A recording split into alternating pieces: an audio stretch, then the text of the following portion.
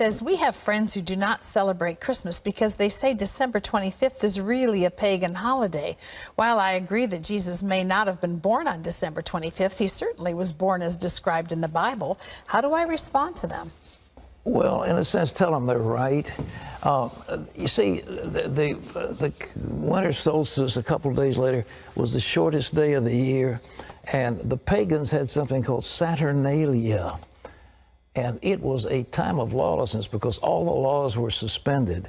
And people, a bunch of singers actually wandered the streets naked singing.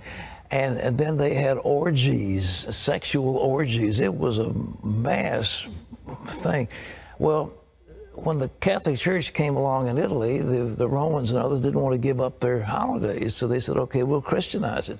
And so they said, okay, we'll say the birth of Jesus was the 25th of December. And then there was a monk who began to add it up. You see, if you read in Luke, it says there's a census taken when Quirinius was governor and so forth and so on. And they could take those leaders and figure the exact time dating from the foundation of Rome. And that's when the dates were established. And so they get pretty close to the date.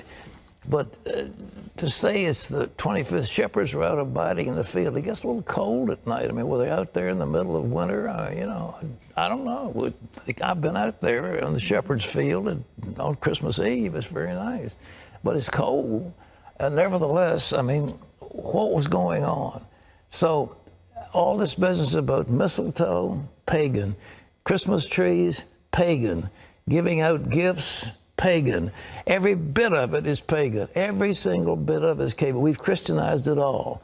And so that's good. And so we have time, we celebrate for Jesus, and everybody gets all misty-eyed. But the truth is, they're all pagan. They're all pagan.